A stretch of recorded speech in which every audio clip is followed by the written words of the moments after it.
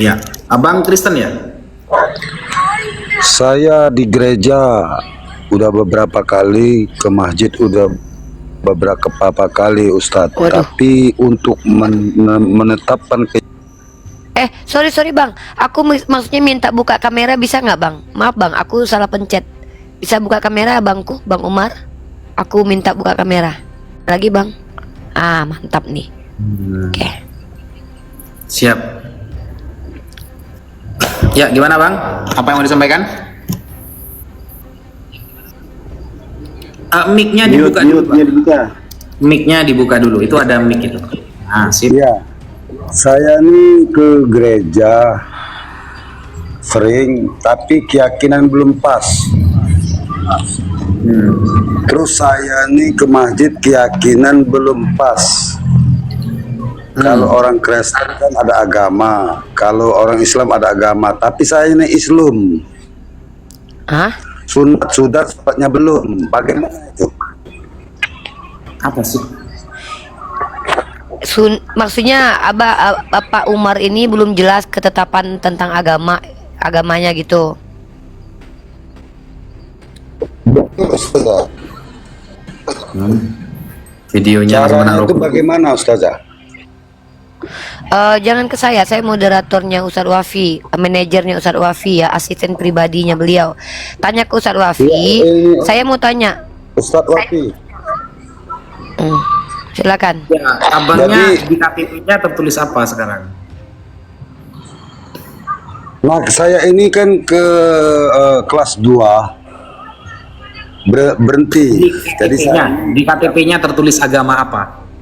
dalam proses ini sekarang, nggak tahu, saya nggak begitu ngerti, saya nggak bisa baca tulis. Oh, buta huruf, Ustaz. Yang Abangnya di daerah mana ini? Saya di daerah sebelah sini, Jambi, ya, Sungai Kubu. Jambi. Ya, Berarti agama abang apa sekarang? makanya sampai sekarang Ustadz bingung. Jadi saya ke masjid, orang sujud saya ikut sujud, tapi tenang. Ya, saya ke gereja gelisah, nyanyi. Saya kan ada musik tuh. Kalau nyanyi saya ada musik. Kadang-kadang kan di TikTok nyanyi nggak keruan, artis aja nggak begitu nyanyi kan. Nah, terus manusia kok sebagai manusia begitu. Nah, ini yang lebih sadis lagi, ke masjid sembah tapi nggak ada orangnya. Bagaimana itu? Ya karena di masjid kita gak nyembah orang, yang nyembah orang itu Kristen. Kalau Kristen nyembah orang, namanya Yesus. Kalau kita bukan nyembah orang, nyembah Tuhan. Nyembah siapa? Nyembah Allah. Nyembah Tuhan. Tuhan itu nama, Ustaz. Tuhan itu gelar. Oh, Tuhan gelar kekuasaan. Ya, Apa gimana? ya gelar kekuasaan. Gelar apa, nyembah nama apa nyembah gelar? Bukan, kita nyembah eksistensinya. Apa itu esensinya? Bukan esentesi, bukan. Esentesi itu yang ada di SD, depan SD pagar itu. Eksistensi, personalnya. Oh, Personalnya. You understand? personalnya itu apa itu, Ustaz? Personalnya itu dirinya. Berarti berwujud. Berwujud, jelas berwujud. Di mana, Ustaz, tempatnya? Nggak bertempat. Nggak ada tempat. Nggak bertempat. Bisa Ustaz mengetahui dia berwujud? Ya karena kalau nggak wujud nggak ada berarti. Izin saya ambil alih. Oke. Pak Umar, Ustadz Wafi, Anda tanya beruntun. Ya, mohon maaf ada kecurigaan dari saya. Anda bukan bertanya ingin tahu. Saya curiga saja gitu. Nah, kalau Anda ingin bertanya, tolong pertanyaan itu pertanyaan yang betul-betul Anda butuhkan. Ya, walaupun mungkin Gus Wafi bisa menjawab semua pertanyaan yang Anda mau, tapi perlihatkan di sini bahwa kita betul-betul bertanya untuk hal-hal yang edukatif, edukasi. Kalau memang Anda betul-betul tidak tahu, tidak masalah ya. Iya, Karena di sini saya orang tidak awam. mohon enggak, iya, sebentar Bang, sebentar dulu. Iya, Iya. izin. Saya tidak mau ada teridentifikasi orang-orang yang mencoba-coba untuk, Ya. mohon maaf ya, dalam riwayat hadis itu tertulis, barang siapa yang menuntut ilmu hanya untuk mendebat ulama dan mengolok-olok orang jahil, finnar. Nah, itu hadisnya ya. Tidak Saya mungkin berharap ini orang buta huruf bisa main TikTok. Tidak mungkin. ya, jadi gitu. Saya Makanya saya bilang, belajar Ustadz. Ya namanya orang buta aja bisa main gitar Ustadz. Oh beda, gitar itu tidak perlu huruf, tapi TikTok wajib tahu huruf. ya. Makanya kecurigaan saya ini, kenapa saya curiga? Pertama, pertanyaan yang Anda tanyakan itu pertanyaan-pertanyaan yang, mohon maaf ya, yang juga sering ditanyakan oleh kaum kafir. Ya, tidak masalah Pak, silakan Anda bertanya. Saya pastikan Ustadz Wafi bisa menjawab semua pertanyaan, tapi tolong kasih kita, Bapak sebentar dulu, saya moderator. Tolong kasih 1,2 orang yang menonton ini sesuatu yang memang mengedukasi mereka, kasihan mereka beli kuota ya Pak. Silakan Pak, lanjut. Saya percaya kok Ustadz Wafi pasti bisa menjawab itu. Cuman saya hanya khawatir aja. Silakan. Beli apa intinya nggak bisa bawa mati semua. Pada intinya saya tanyakan kalau dalam Islam itu kalau kita ngasih tahu orang yang sudah tahu dapat pahala sunat. Betul Ustadz? Kalau nggak tahu salah. Salah. Kembali. Apa itu? Enggak, Bapak ini intinya mau bertanya apa gitu loh. Jadi di sini itu Pak, Ya, Bapak saya ini bertanya, tapi jangan pertanyaan-pertanyaan yang seolah-olah Bapak memancing. Karena kalau sampai saya tanya balik, Bapak akan kelimpungan nanti. Enggak, saya makanya orang awam, makanya saya tanya Ustadz. Ya kan Bapak tadi sudah bertanya beberapa kali, sudah saya jawab. Nah, Jawabannya terus apa lagi? Jawabannya apa Ustadz? Jadi Islam apa Kristen yang bagus? Pak, inna dina indallahil Islam. Jadi agama yang diridhoi Allah itu hanya Islam, Pak. Begitu.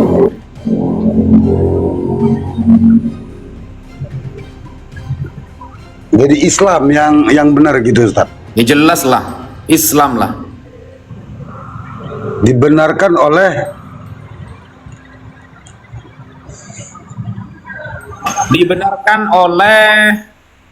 akal yang sehat. akal yang sehat. Ya, kalau akalnya gak sehat, dia tidak akan tahu kebenaran Islam.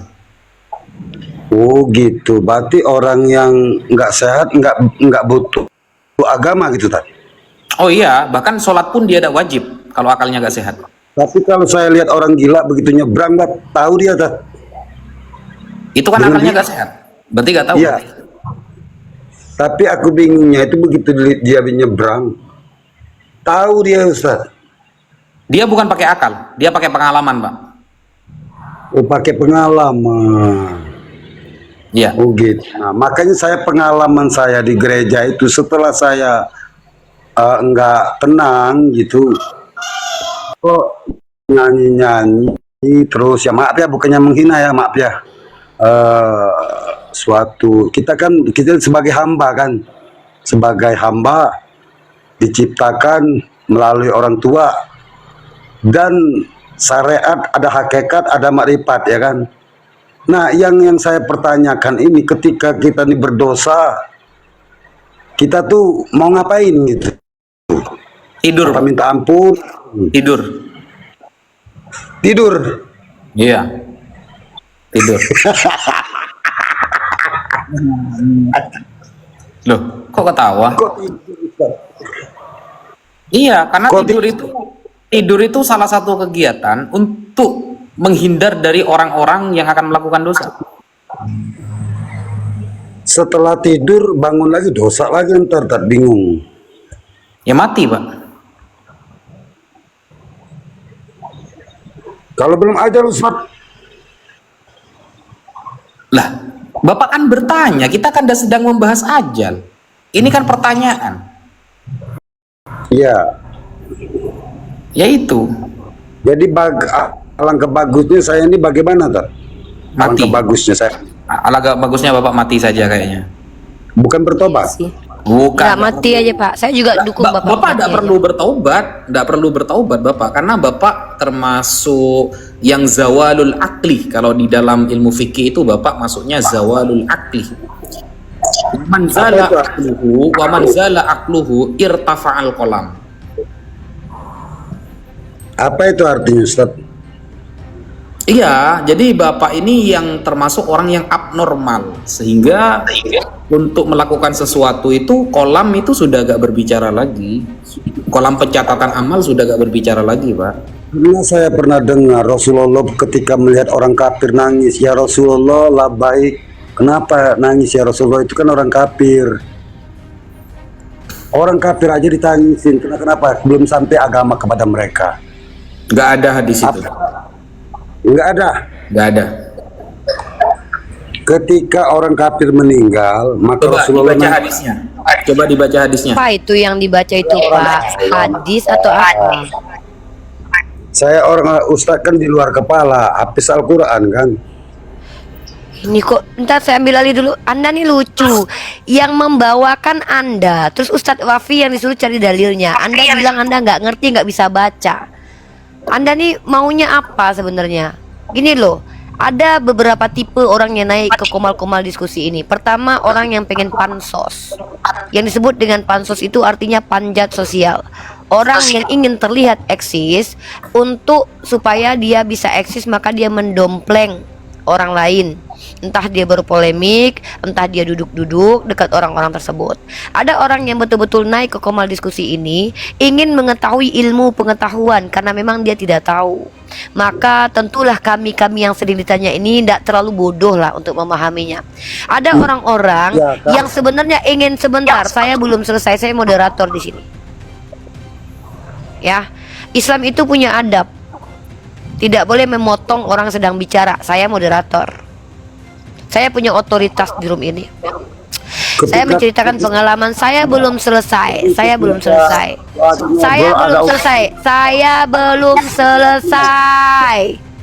Kalau Anda tidak berakal, saya maklum. Anda tidak beradab, saya maklum. Saya maklum. Tapi saya tidak maklumi kalau saya sebagai moderator dipotong di komal yang saya diberikan otoritas di sini. Ya, Iya. saya sedang memberikan pengalaman pribadi bahwa ada tipe-tipe orang yang naik ke komal-komal yang penontonnya banyak dengan motivasi yang berbeda-beda. Ada yang pengen pansos, ada yang orang jahil ingin memperlihatkan bahwa dia tidak jahil di depan publik dengan cara berbicara sesuatu yang dia tidak tahu. Saya hanya menceritakan pengalaman pribadi. Tolong dulu di mute dulu Pak ya. Maaf ya, jangan sampai saya kurang ajar kepada orang tua ya. Ini teman-teman begitu ya. Tidak semua yang naik ke komal kita itu adalah orang-orang yang memang ingin tahu. Saya sendiri sudah 2 kali. Tadi di komal saudara kita, di komal Gregorius teman-teman ya. Ada akun mengaku dia dari fakultas. Lalu dia ingin mengajarkan kami. Saya bilang, Mas kalau mau mengajarkan buka komal sendiri ya, kecuali diundang jadi narasumber. Saya bingung gitu loh. Kalian kalau memang berilmu, wahai saudaraku umat Islam, maka silahkanlah kalian buka komal sendiri. Ya minimal pargoy dulu lah biar rame yang nonton. Bapak saya di sini lagi ngomong sama netizen 2.000 orang yang mau diajak ngobrol. Ya, Bapak itu nggak diizinkan bicara kalau saya nggak ngizinin loh. Segala kuasa telah diberikan kepada saya di komal ini. Bahkan nurunin Bapak tuh saya bisa. Tapi saya masih menghargai Anda sebagai manusia loh. Ya, di sini tugasnya orang-orang seperti Anda ini haknya hanya bertanya. Bukan banyak bicara, ketika ditanya lu ngomong apa, lu nggak tahu bawa apa. Ngomong apa sampean barusan itu? Apa itu yang Anda bilang tadi itu? Ketika Rasulullah melihat orang kafir menangis, Anda di mute, kita nggak ngerti. Ya, inilah contoh-contoh. Teman-teman kita harus sadar ya, bahwa tidak semua orang jahil itu datang dari kalangan umat non-Islam. Dari kalangan Islam itu, contoh pengikut Gufron, ya itu ada teman-teman. Bahkan Gufron sendiri itu ada panitianya teman-teman. Saya sampai tiduran ini. Gufron saja teman-teman itu diberi panggung. Maka kita juga harus membuka diri, melihat bahwa orang-orang jahil itu tidak hanya datang dari kalangan-kalangan non-muslim. Ada juga kok dari kalangan yang mengaku Islam. Aduh Pak. Oke, teman-teman, ini Komal diskusi lintas agama. Orang Islam yang mau debat atau diskusi atau mau tanya sama Ustadz Wafi jadi Kristen dulu aja ya. Ya, jadi Kristen dulu baru bisa diskusi sama Ustadz Wafi ya, karena di sini judulnya lintas agama ya. Masa mengkhianati judul kita? Nanti kalau Ustadz Wafi buka Komal internal baru nggak apa-apa ya. Yang mau diskusi sama Ustadz Wafi jadi Kristen dulu aja ya, atau jadi kejawen kek, jadi kapitayan juga nggak apa-apa. Halo Yus. Halo, selamat Ya. malam. Malam Bapak, agamanya apa Pak? Agama Kristen. Oke. Silakan, di sini umat Kristen boleh bertanya sepuasnya tentang agama Islam atau tentang wawasan kami terkait agama kalian, boleh. Silakan Bapak Yus, waktu dan tempat Iya, dipersilakan. sebelum saya bertanya, saya mencermati Mbak Unirife ini luar biasa. Saya sering menonton komal-komal begitu dalam debat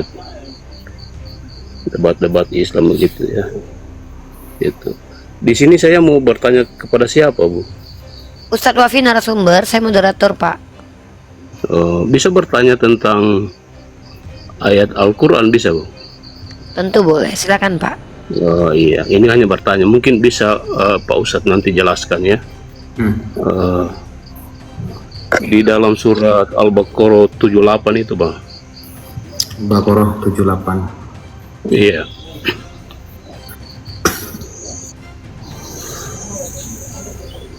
Ya, yang ditanyakan apa, Pak? Di situ kan dijelaskan bahwa dan di antara mereka ada yang buta huruf. Ya, yang jelaskan di situ dikatakan mereka itu hanya mengira-ngira begitu, Bang Ustadz. Ya, mereka itu siapa ya di situ yang dimaksud? Kalangan Bani Israel. Ya. Terus? Jadi menurut Pak Ustadz itu orang yang buta huruf itu enggak tahu apa-apa ya begitu. Mereka itu hanya mengira-ngira tentang kita begitu. Iya.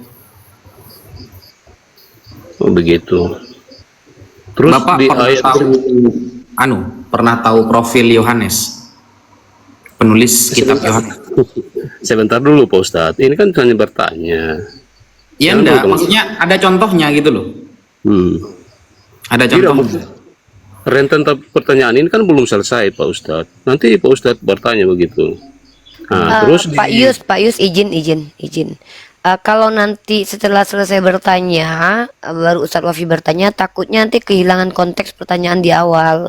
Ustadz Wafi memberikan contoh supaya Anda mengerti jawaban dari Ustadz Wafi, karena takutnya jawaban dari Islam itu terlalu tinggi untuk dipahami, sehingga Ustadz Wafi harus menurunkan level jawabannya untuk memberi contoh dalam kitab Anda. Mungkin seperti itu ya.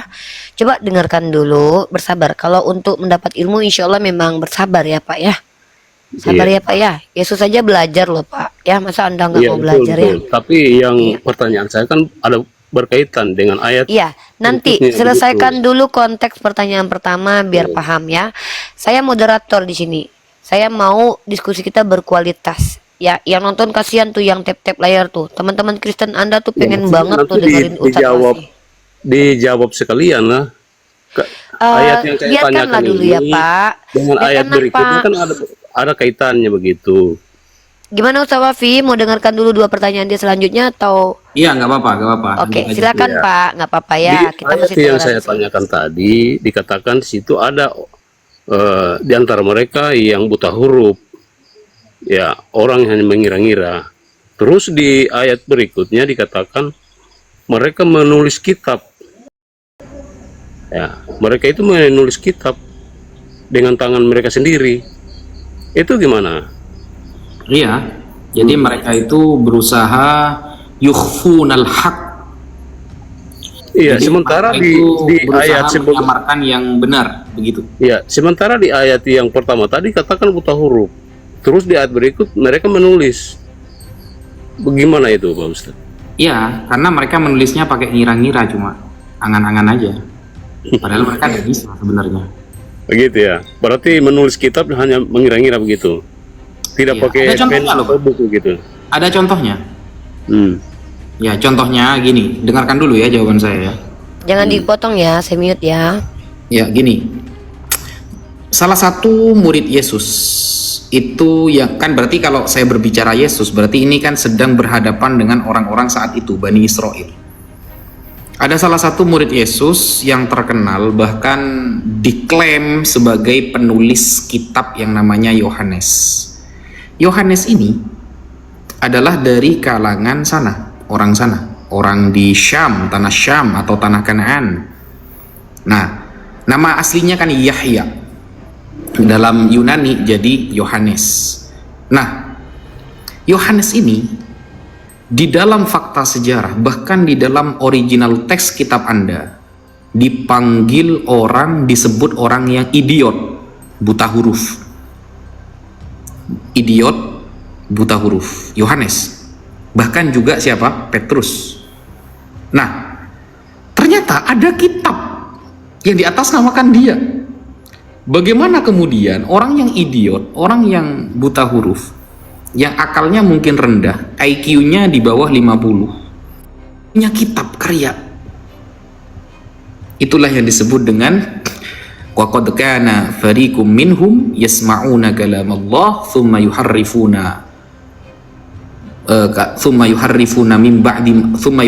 kalamallah min ba'di ma aqaluhu wa hum ya'lamun.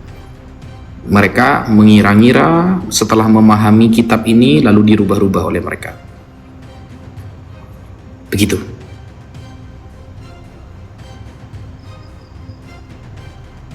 Gimana? Silakan Pak Yus. Kok Pertanyaan selanjutnya Pak Yus. Iya, saya tertarik dengan apa yang disampaikan Pak Ustadz tadi dalam ayat Alkitab. Kalau boleh tahu Pak Ustadz, saya kan hanya jemaat biasa. Di mana itu yang mengatakan bahwa mereka itu adalah buta huruf? Ya. Saya bantu Ustadz. Ya. Ayat berapa Ustadz? Dibukakan tentang profil Yohanes Uni bahwa Ya, beliau orang yang idiot, yang nggak bisa apa-apa, bahkan nggak normal orangnya. Tapi kok bisa punya kitab? Idiot. Bentar ya Pak. Saya tidak butuh ini loh, yang di ayat Alkitab yang saya butuh. Iya Saya ini tidak. ayat ayat Bible Pak. Sabar nih Pak. Aduh.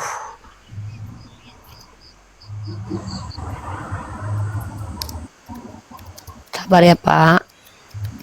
Saya bukakan nih. Kita buka di Kisah Para Rasul pasal keempat nomor 13. Ya, saya besarkan dulu ya.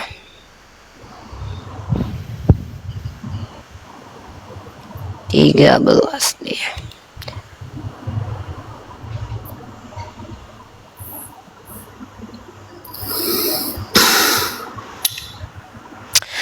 Oke Pak ya, ini Kisah Para Rasul pasal 4 nomor 13 ya Pak.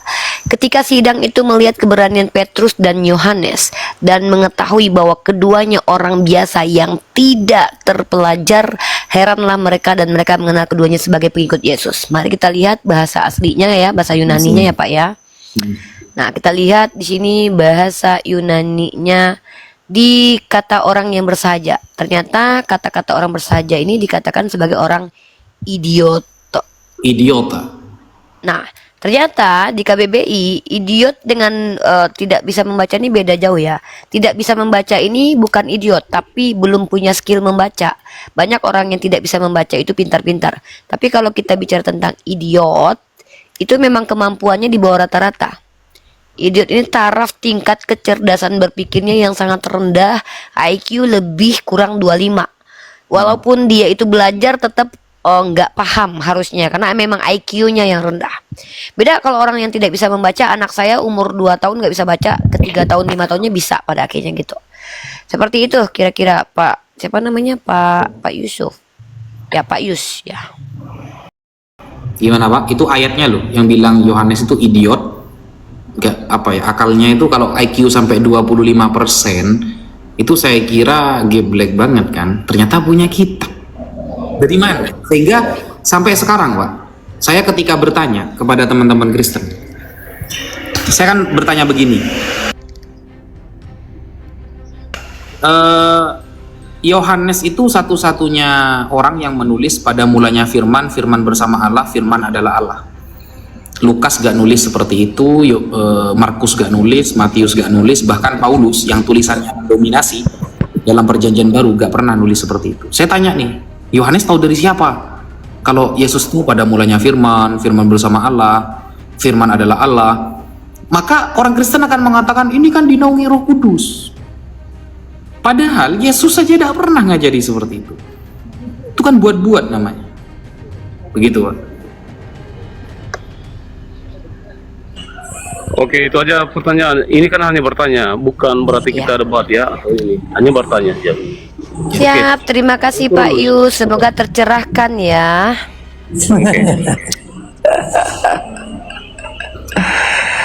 Aduh, gua. Bentar dulu ya, anak Teos ya, anak Teos jangan ketawa dulu. Riba botol. Yang nggak tahu arti kitab. Aduh. Bisa lah yang nggak ada pendidikannya tentang Bibel, bisa lah kalian toko-tokoi. Aduh. Apa nih, Ustaz? Saya kenal Ustaz. Hah? Ustaz kenal orang ini. Wapi. Enggak. Aduh, hati tersiksa tapi mulut ketawa juga kan. Saya kalau bukan pendeta kelas kakap saya tidak kenal biasanya. Sama sih Ustaz. Ustaz, apa gara-gara karena ada Tuhan di lubang hidungnya kali ya? Ya riba. Yang nggak tahu Al-Quran, seluruh Islam tak tahu Al-Quran bisa ngomong gitu sama saya. Ustaz, ada lagu loh Ustaz. Ada Tuhan di Satu pun hidungmu. Islam nggak ada yang percaya dengan Al-Quran. Satu pun Islam yang yang memahami Al-Quran itu. Kalau paham dia nggak Islam. Itu pernyataan itu benar, itu pernyataan Edis. Betul, sangat betul. Anak Penyembah Edis. penyembah Edis. Bukan penyembah Edis. Memang kalian nggak ada yang mampu diskusi sama Edis kok. Satu orang pun Islam nggak ada yang mampu kok. Penyembah Edis. Bukan. Wapi. Edis Kristus. Halo Wapi. Kalau macam kamu diskusi sama saya, benar-benar diskusi bubuk. Apalagi si Ripa, bubuk.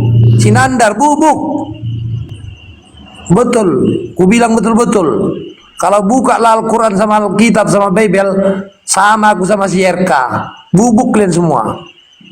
Bisa bahasa Yunani Ibrani. Bisa. Bahasa apapun bisa. Usah Ibrani. sediakan Sudah. room aku naik. Yaudah Nani baca bahasa Ibrani nih ya. Nggak usah. Coba baca. Nggak usah. Lihatkan kan. Lihatkan. Saya bisa tahu. Tunggu Sediakan dulu. room aku naik. Ku bawa dulu peralatanku semua. Coba. Nggak coba. usah, Langsung nggak aja. usah. Cuman satu aja ah. Malas aku aja. Penasaran nengok saya. kalian. Mana Bisa, yang- Kami mana pengen yang belajar nggak bahasa ngerti apa-apa. Ibrani. Udahlah. Kami Udah, pengen banyak belajar lagi. bahasa jangan Nanti turun dulu, ketika Bang. ditanya Al-Quran, Jangan kamu lari. turun dulu. Jangan turun Kamu dulu. lari, Sini bukan aja dulu. turun. Ini Bang, Aku ini Bang. malas sama Lihatkan, kalian. Nih Bang, nih Bang. Ketika nih Bang, ditanya nih Bang. Al-Quran, lari Bang, semua. nih Bang, nih Coba Bang. dibaca, Bang. Ini Bang. Menanyakan original Bang, test, ini Bang, original Bang, test. ini Coba, Bang, coba, Bang, coba. ini Bang, coba Bang. Udah, nggak usah tes kayak gitu aku. Aduh, Nanti aduh, ku bawa aduh, peralatanku aduh, semua. Bang, Enggak, Bang, dibaca Bang. aja dulu, Bawa baca aja dulu. perlengkapanku semua. Coba baca. Nanti Ku abang bawa. gantian ngetes Bibelku saya. ku bawa. Ngetes saya pakai Bang. Arab gundul, saya bisa baca. Coba abang. Nggak Bang, nih mau. Bang. Baca Bang. Sediakan room aku naik. Oke, udah aku ajarin deh. Alhamdulillah, kamu comot ayat kamu berani. Bara Ya Tuhan, ya ampun, ampuni dosa-dosanya Tuhan Yesus. Ini sama ini. Yahya Waloni mirip kalian semua.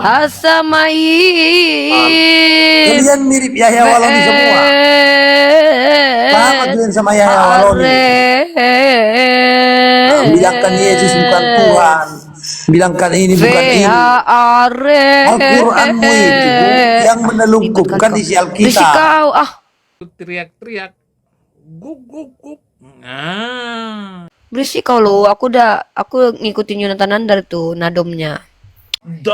Nyungsep ke bawah.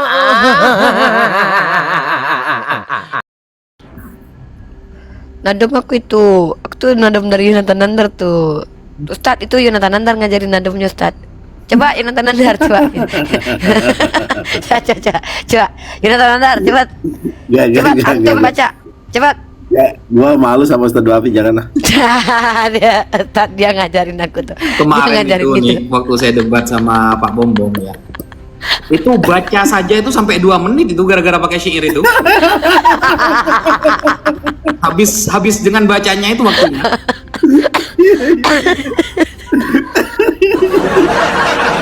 Aku gara-gara dia tuh jadi kayak gitu. Gara-gara dia aku jadi kayak gitu baca Bible sekarang tuh. Beresit bara Elohim. Itu coba Kristen yang naik, kalau memang Anda bisa berbahasa Ibrani Yunani, monggo tampilkan bahwa Anda hebat. Nanti Anda tes saya, kasih tulisan Arab yang gak ada harokatnya, saya akan baca. Gitu, minimal keren ke kitab sendiri dulu, gitu loh. Ke kitab sendiri dulu minimal keren. Selamat malam. Ya, selamat malam. Iya bang, saya pernah ketemu abang, tapi abang masih jaga loncat-loncat ya. Bisakah kalau kita diskusi baik-baik tanpa loncat-loncat bang? Mau diskusi ya bangnya? Ya, karena Anda punya room, saya tidak suka untuk menyangga. Saya bertanya dan mendengarkan. Seperti itu saya orangnya. Bisa ya Ustaz? Tapi kalau lari, loncat. Bang ya, mau diskusi ya, apa mau bertanya?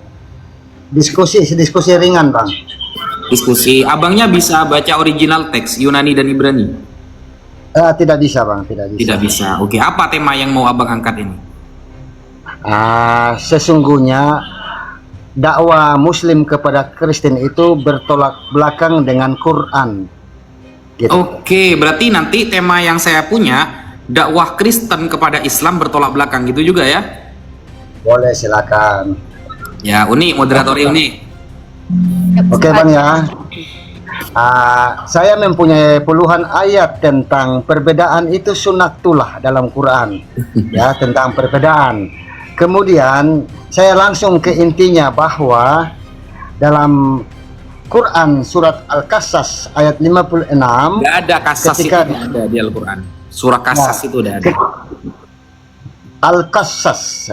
Nggak ada. Oke. Siap. Bang, Nggak ada kasas. saya lanjut ya. Oke. An-Nahl ayat 37 boleh saya bacakan? Anal nggak ada anal itu. Apa anal? Nah, itu artinya aduh, orang asam ini oten-oten bang. Mending nggak usah. Anal katanya. Oke, Aduh. boleh ya saya bacakan ya. Astagfirullah. An-Nahl ya gitu ya. Oten namanya oten gitu kan? Siap. Boleh ya? Ya, mari bang. Dalam terjemahan Indonesia, jika engkau ingin mereka mendapat petunjuk, maka sesungguhnya Allah tidak akan memberi petunjuk kepada orang yang dia sesatkan dan mereka tidak memiliki penolong. Nah, itu sama bang, sama dengan Al-Qasas ya, ayat 56, sesungguhnya engkau Muhammad dalam kurung ya, tidak dapat memberi petunjuk kepada orang yang engkau cintai, tetapi Allah lah yang memberi petunjuk pada siapa yang dia kehendaki. Artinya abang-abang itu kalau berdakwah kepada orang Kristen itu salah, tidak sesuai, bertolak belakang dengan ayat-ayat tersebut bang. Silakan. Oke, Bismillahirrahmanirrahim. Izinkan saya menjawab dulu bang ya. Nanti setelah saya jawab, abang tanggapi, oke?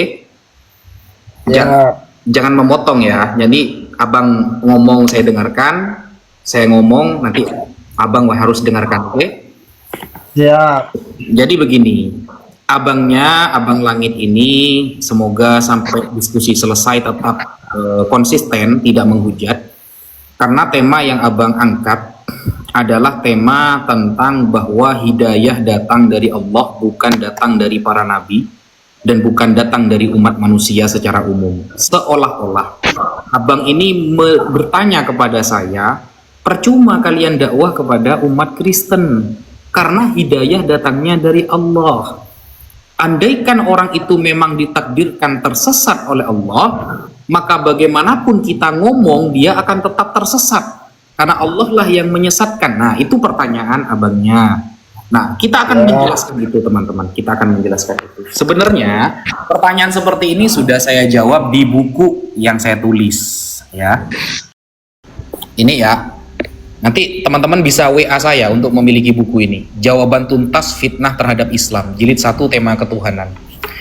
Pada halaman 37 ada tema begini. Apakah Allah Maha Penyesat? Pertanyaan abang persis seperti itu. Nih. Dalam iman kami, ya, kesesatan itu datang dari iblis, bukan dari Tuhan. Sesat adalah sebuah perkara yang buruk dan Tuhan mustahil mendatangkan keburukan kepada hambanya. Lain halnya dengan Islam, kata teman-teman Kristen, yang secara tegas dalam Al-Quran disebutkan Allah adalah Maha Penyesat. Maka bagaimana cara menjawab pertanyaan abang? Di sini sudah saya kasih tahu cara jawabnya, teman-teman. Allah mendatangkan kesesatan bukan tanpa sebab, bang. Itu yang harus abang catat dulu. Melainkan efek dari kefasikan yang dilakukan oleh seorang hamba. Fasik adalah orang yang meremehkan dosa dan berani melanggar aturannya. Secara tegas Allah SWT menyampaikan bahwa kesesatan akan Allah datangkan bagi mereka yang fasik. Kalau nggak fasik, tidak didatangkan kesesatan itu oleh Allah. Apakah ada dalilnya? Sebagaimana di dalam ayat berikut, wa ma yudhillu bihi illal fasiqin. Namun tidak ada yang dia sesatkan dengan perumpamaan itu selain orang-orang fasik. Surah Al-Baqarah ayat 26, bang. Jadi semua kasus di dalam Al-Quran yang disesatkan oleh Allah merujuk kepada surah ini. Tidaklah mereka disesatkan oleh Allah kecuali mereka fasik. Contohnya, bang, seperti iblis. Iblis didatangkan kepada kesesatan karena kefasikannya. Dia menentang aturan Allah untuk sujud kepada Nabi Adam. Dengan sifat kesombongannya, ia berkata bahwa dirinya tercipta dari api sedangkan Nabi Adam dari tanah. Ia memahami seolah kemuliaan datang dari bahan apa dia diciptakan, bukan dengan menjalani perintah Allah dan menjauhi larangannya. Maka saat iblis dicap sebagai orang yang sesat oleh Allah, bukan tanpa sebab, tapi karena iblis fasik menentang aturan Allah dulu. Jadi ada penyebabnya, sehingga dikatakan oleh Al-Imam As-Samarqandi di dalam kitabnya, Qubilat taubatu Adam li khamsi khisal. Taubat Nabi Adam diterima oleh Allah karena 5 perkara. Walam tuqbal taubatu iblis la'anahullah li khamsi khisal. Dan taubatnya iblis tidak diterima oleh Allah karena 5 alasan. Apa alasan iblis tidak diterima taubatnya? 1. Wa iblis la'anahullah lam yakirra ala nafsi. Dia tidak mengaku bersalah, bahkan dia menentang bahwa dia benar. Walam yandam alaihi. Iblis tidak menyesal dengan apa yang dia lakukan. Walam yalumma nafsahu. Dia tidak menghina dirinya, malah dia merasa dirinya benar. Walam yasra fit taubah. Dan iblis tidak langsung bertaubat. Wa qanata min rahmatillah. Dan dia memutuskan hal itu dari rahmat Allah. Nah, maka semua ayat-ayat yang ada di dalam Al-Quran, orang-orang yang telah Allah sesatkan dan tidak, itu tergantung orangnya, bang. Kalau orangnya fasik, maka Allah akan mendatangkan kesesatan. Kalau orangnya tidak fasik, maka Allah akan datangkan hidayah. Nah, apakah cukup dengan jawaban ini? Kita lihat komparasinya, teman-teman. Nih, komparasi. Ya, cara berkomparasi kepada kitab teman-teman Kristen. Ya, hemat kami, sebelum kalian melontarkan tuduhan buruk kepada Allah hanya dengan bermodal terjemahan dan kesimpulan cabang pribadi, sebaiknya mari kita lihat keterangan yang tertera dalam kitab suci teman-teman Kristen dengan standar yang sama, ya, yaitu menggunakan terjemahan dan memaknainya secara literal. Oke, sekarang kita buka nih Keluaran 4 nomor 21, terjemahan baru. Bagaimana isinya? Keluaran 4 nomor 21. Firman Tuhan kepada Musa, pada waktu engkau berjalan pulang untuk kembali ke Mesir, ingatlah segala mukjizat yang telah kutugaskan kepadamu harus kau perbuat di hadapan Fir'aun, tetapi aku akan mengeraskan hatinya, hati Fir'aun. Tuhan akan mengeraskan hati Fir'aun sehingga ia tidak membiarkan bangsa itu pergi. Nah, yang mengeraskan hati Fir'aun agar dia tidak bertaubat adalah Tuhan.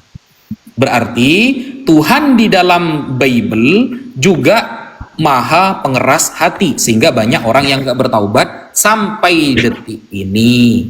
Begitu saudaraku. Lanjut. Siap. Mantap Bang. Paling tidak nanti bukunya dibagikan ya. Nanti saya transfer. Paling tidak menambah pengetahuan. Oke, Ya. kita lanjut Bang. Bagi teman-teman Jadi- yang ingin memiliki buku ini, bisa langsung WhatsApp ke nomor saya. Oke, jadi sebelum saya kembali ke menanggapi ulasan Ustadz, saya membawa satu ayat lagi ya Bang. Al-Hijr ayat 39. Dalam terjemahan Indonesia atau bahasa Arabnya jangan ditertawain ya Bang. Qala Rabbi, iya dalam kurung iblis berkata, bima akhwatani, wahai Tuhanku, karena engkau telah menyesatkan aku. Oke. Jelas ya? Ayat yang jelas itu. Jadi iblis berkata, wahai Tuhanku, karena engkau telah menyesatkan aku. Jadi kita melihat di sini iblis adalah korban penyesatan ya, yang dilakukan oleh Tuhannya. Karena ia berkata, wahai Tuhanku, karena engkau telah menyesatkan aku. Kemudian kita kembali ke yang tadi, akan memberi petunjuk, tidak akan memberi petunjuk kepada orang yang dia sesatkan. Kembali Allah dalam Islam itu menyesatkan Bang ya. Nah, dalam konferensi Anda tentang ayat Bible di mana Tuhan mengeraskan hati, mengeraskan, tapi dalam Quran itu menyesatkan. Makanya saya bernarasi bahwa percumalah. Kenapa percuma Anda berdakwah? Karena dalam Quran Al-Maidah ayat 147, kami akan disebut fasik kalau kami meninggalkan Injil atau Taurat kami. Maka hendaklah orang-orang yang diberikan kitab, yaitu mereka yang mengikuti Injil sesuai yang dan barang siapa yang tidak memutuskan perkara menurut kitab yang diturunkan, maka akan disebut fasik.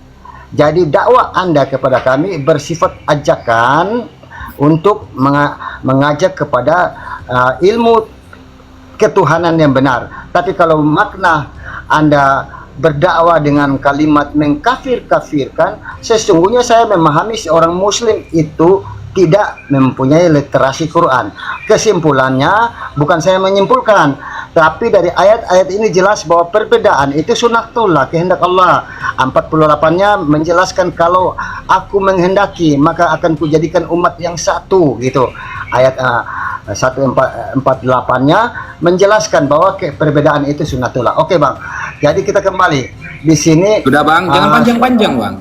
Ya, seolah-olah yang menyesatkan itu Allah. Jadi ketika Anda berdakwah kepada kami, menurut hemat saya itu tidak tepat.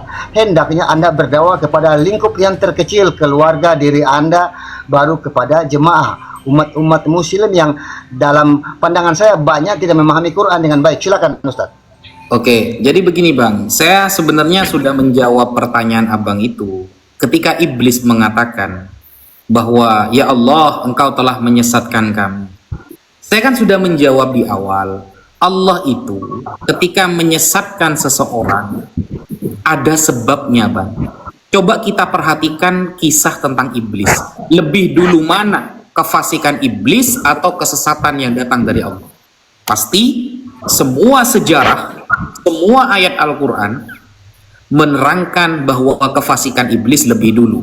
Ketika iblis disuruh oleh Allah untuk sujud kepada Nabi Adam, apa kata iblis? Ya Allah, khalaqtani min narin wa khalaqtahu min tin. Engkau menciptakan aku dari api sedangkan Adam dari tanah.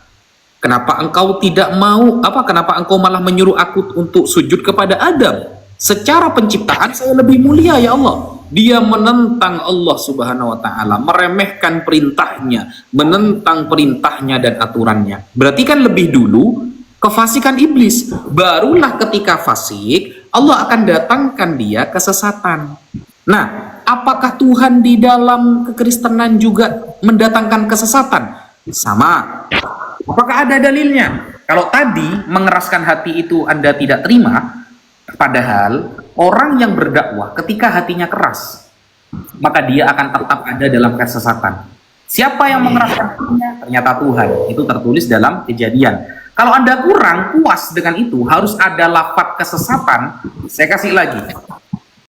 Saya kasih lagi bang. Ini sudah tertulis di buku saya. Yang lanjutannya yang tadi. Ini yang kejadian. Sekarang buka di halaman 44 bang. 2 Tesalonika 2 ayat ke-11. Apa kata 2 Tesalonika? Itulah sebabnya Allah mendatangkan kesesatan atas mereka. Saya ulangi. Itulah sebabnya Allah mendatangkan kesesatan atas mereka yang menyebabkan mereka percaya akan dusta, supaya dihukum semua orang yang tidak percaya akan kebenaran dan yang suka kejahatan. Nah, siapa yang mendatangkan kesesatan di sini? Allah. Pakai A huruf besar. Sehingga ketika kesesatan itu didatangkan oleh Allah, menyebabkan mereka percaya kepada apa? Kepada dusta.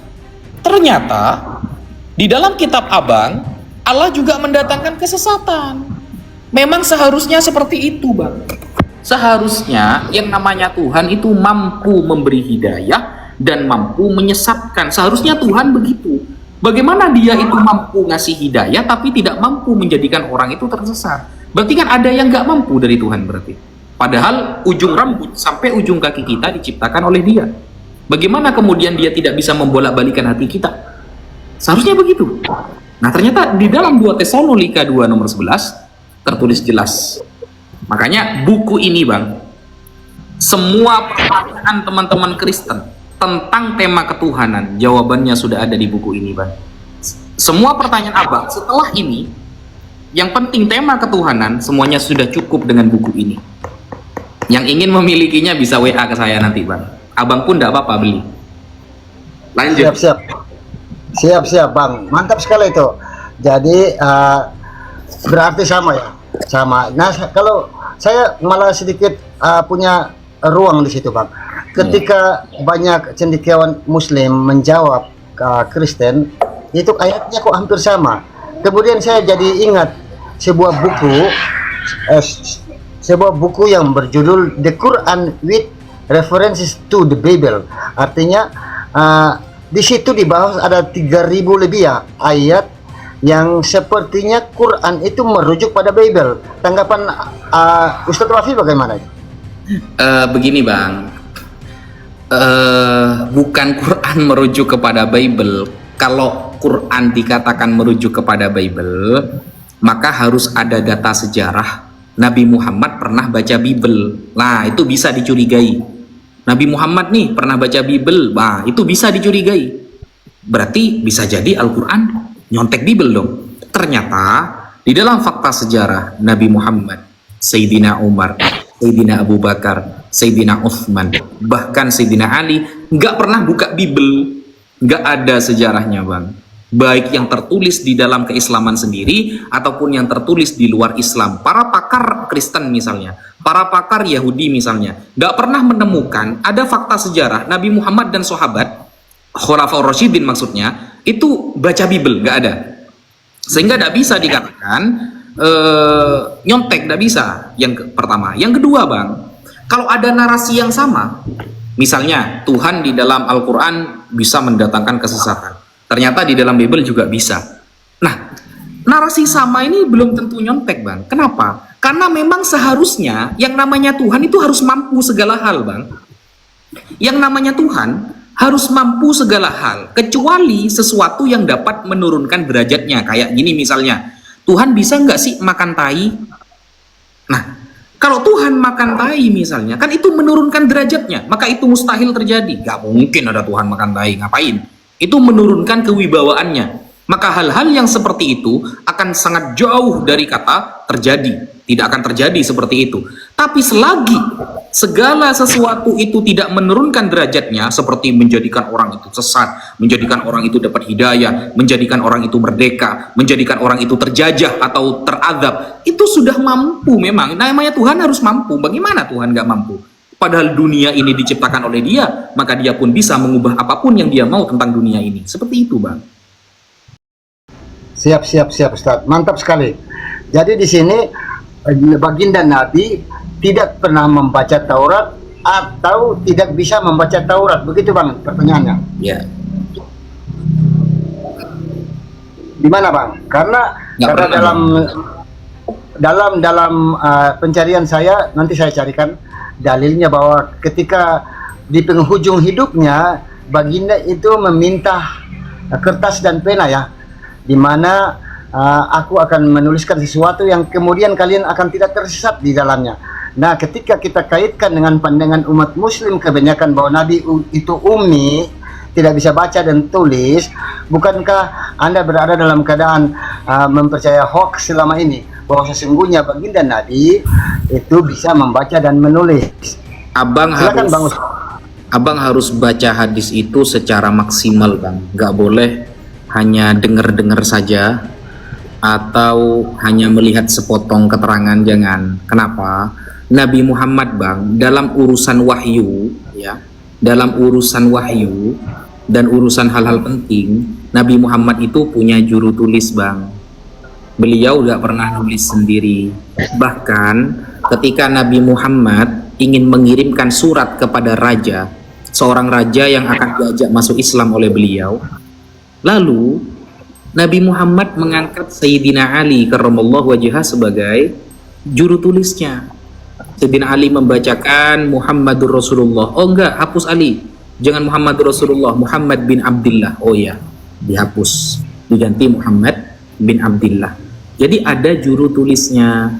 Makanya abang kalau baca hadis jangan sampai hanya dengar-dengar saja. Abang harus lihat sendiri, abang harus tahu konteksnya hadis itu. Begitu, Bang.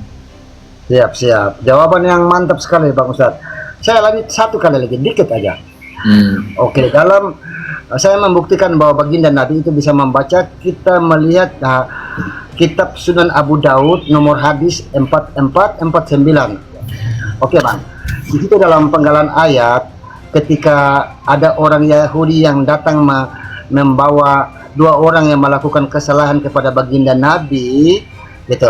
Terus kemudian baginda Nabi itu minta dibawakan Taurat kepadanya. Nah, waktu dibawakan Taurat, ada seorang pemuda yang menutup hukum rajam di situ dengan jarinya, tangannya, sehingga supaya dengan maksud supaya baginda Nabi tidak dapat membaca teks rajam di situ. Nah, oke. Setelah Taurat itu, berikanlah Taurat untukku, dan ketika Taurat dibawa, beliau mengambil bantal yang didudukinya di bawahnya, meletakkan Taurat di atasnya, dan bersabda, aku beriman kepadamu dan kepada yang menurunkanmu. Gitu, Bang. Betapa sini sangat eksplisit dan jelas baginda sangat menjunjung tinggi Taurat dengan statement aku beriman kepadamu dan kepada yang menurunkanmu. Jadi di sini kembali membuka bahwa baginda Nabi bisa membaca, cuma ditutupi bagian hukum rajamnya. Silakan, Bang. Coba hadisnya, hadis berapa, Bang? Nomor kitabnya, nama kitabnya Sunan Abu Daud, nomor hadis 4449. Agak panjang itu. Ini saya buka hadis Abu Dawud, Sunan Abu Dawud, karena Sunan Abu Dawud itu kitabnya banyak, ada yang syarahnya. Hadis Dawud nomor 4449 ya. Ya. 4449. Ini jangan-jangan abang cuma titipan pertanyaannya, takutnya seperti itu, karena saya buka hadisnya beda isinya, Bang, gitu loh.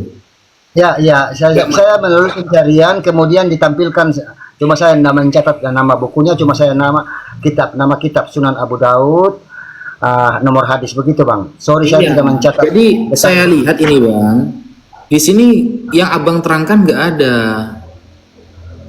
Ini saya buka ini ya, jangan dikira saya nggak buka, Bang. Takutnya abang cuma dapat dari orang, ternyata abang belum lihat sendiri hadisnya, gitu loh. Ini saya sudah lihat sampai ke teks Arabnya loh. Ini ya, ini. Abu Dawud 4449 kan? Ya, 4449. Ya, ini masuk bab Kitabul Adab, tentang adab, menisbatkan diri kepada selain majikannya lah. Gak nyambung di sini. Hukum rajam, Bang. Hukum rajam, coba Anda Google. Hukum rajam ya, nomor berapa dulu hadisnya? Ini bukan ternyata. Atau begini, Bang. Atau Anda memenggal redaksi saya kemudian masuk ke pencarian tentang ketika baginda Nabi Muhammad meminta dibawakan Taurat kepada beliau. Kita harus cek hadisnya ini, Bang, karena hadisnya di sini nggak sama abangnya. Siap. Kalau abang agak kesulitan mencarinya, kita pending aja ya bang. Kita kembali ke topik bahwa sesungguhnya dakwah Islam kepada Kristen kurang tepat. Silakan bang. Terakhir. Kan sudah saya jawab tadi itu bang. Tidak tepat ya bang? Jawab di awal kan. Iya bang, tidak tepat ya. Loh kok tidak tepat? Jadi kita itu bang adalah umat Nabi Muhammad SAW yang sudah tertulis dalam Al-Quran, kuntum khaira ummatin ukhrijat linnasi ta'muruna bil ma'ruf wa tanhauna 'anil munkar. Kalian umat Islam adalah umat yang Allah keluarkan untuk amar ma'ruf nahi munkar. Amar ma'ruf itu menyeru kepada kebenaran, nahi munkar menolak kejahatan. Nah, salah satu cara dakwah untuk mengungkap sebuah kebenaran adalah dengan menyampaikan Al-Quran kepada siapapun yang tidak beriman kepada Al-Quran bang. Makanya Nabi Muhammad bang seumur hidup itu yang dihadapi orang-orang kafir rata-rata bang. Orang Nasrani, orang Yahudi. Pernah ada sebuah kisah bang. Dulu ada orang Nasrani Najron. Najron ini daerah Yaman. Ada seorang Nasrani Najron yang mengutus utusan kepada Nabi Muhammad jauh-jauh dari Yaman datang ke Madinah atau ke Mekah. Nah, mereka bertanya kepada Nabi Muhammad, "Ya Muhammad, kaifa indaka?" Bagaimana pendapat kamu tentang Isa? Bagaimana pendapatmu tentang Isa ya Muhammad? Maka Nabi Muhammad mengatakan bahwa Nabi Isa adalah utusan Allah, dia adalah hamba Allah. Dia adalah seorang nabi, seorang rasul.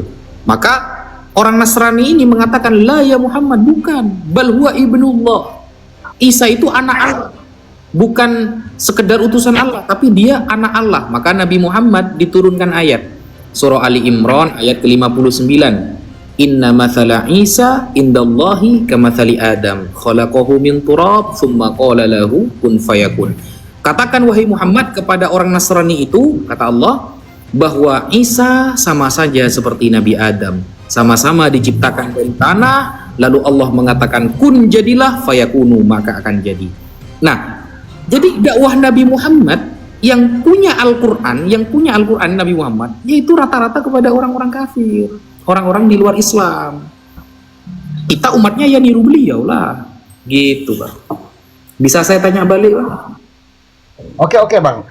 Jadi terakhir ini ya, abang tidak langsung ke inti. Kalau bisa dengan alasan apa bang? Itu terakhir. Kalau bisa orang Muslim itu berdakwah tidak salah, karena menurut saya kan kita diajak untuk fasik keluar dari Kristen itu, gitu sesuai Al-Maidah 147 tadi. Intinya bisa, kalau bisa dalilnya apa? Dalil maksudnya, mungkin asal jangan memaksa, jangan menghujat, mungkin begitu. Silakan bang. Terakhir itu. Ya, di dalam surah An-Naml dan surat-surat yang lain kita itu gini bang, ada ayat begini. Ud'u ila sabili rabbika bil hikmati. Ajaklah orang non-muslim itu kepada jalan Allah dengan cara hikmah. Wal mau'izatil hasanah, atau dengan mau'izah. Kalau mau'izah gak mempan, bil hikmah juga tidak mempan, maka wajadilhum billati hiya ahsan, maka berdebatlah dengan mereka dengan cara yang terbaik. Ada anjurannya. Mantap.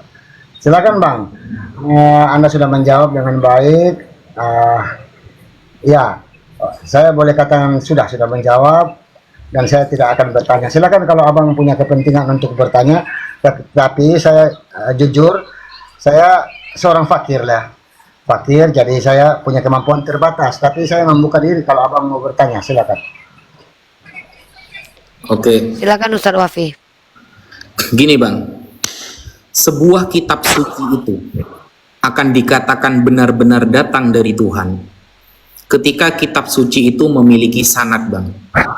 Ingat, sebuah kitab suci akan benar-benar dikatakan datang dari Tuhan ketika ada sanadnya. Sanad itu apa? Sanad itu mata rantai pengabaran. Jadi dulu Rasulullah ngajari Al-Quran kepada para sahabat. Para sahabat banyak yang hafal nih. Akhirnya diturunkan lagi. kepada para ulama tabi'in, terus turun dan seperti itu selanjutnya. Nah, sekarang Bible, Bang. Bible itu tercatat ada tulisan Yohanes, ada tulisan Matius, ada tulisan Markus, dan lain sebagainya. Nah, sedangkan banyak dari ulama kita yang mengklaim Bible ini tidak memiliki sanad, tidak memiliki mata rantai. Salah satu buktinya, ini saya kasih salah satu bukti, Bang, ya. Ketika Lukas mengatakan misalnya, ini bukti bahwa Lukas, Yohanes itu bukan saksi mata. Ketika Yesus mengatakan begini itu, mereka menulisnya itu bukan saksi mata, atau bahkan bisa jadi diragukan apakah itu tulisannya Yohanes dan lain sebagainya. Nah, Bible, kodeks yang tertua, yang termasuk lengkap sekarang, yang namanya Kodeks Sinaiticus. Nah, Bible itu datang kepada kita yang ada di Indonesia, Bang, itu melalui kodeks-kodeks. Ada Vatikanus, ada Sinaiticus yang ada di abad keempat. Nah, yang nulis Kodeks Sinaiticus itu siapa, Bang? Coba dijawab. Siap. Itu agak ilmiah ya, Bang, tapi saya menangkapnya begini, bahwa Injil yang disebut orang Kristen Injil yaitu 4 penulis pertama ya, Matius, Markus, Lukas, dan Yohanes. Kemudian perjanjian baru yang ditambahkan dengan begitu banyaknya surat kiriman Rasul Paulus kepada jemaat-jemaat, kemudian dibukukan atau dikanonkan menjadi kitab standar yang kemudian diimani oleh orang Kristen sebagai kitab suci. Tetapi sesungguhnya, Abang ya, sesungguhnya Injil yang dipegang oleh orang Kristen atau Bible yang Anda sebut itu ialah kisah Yesus.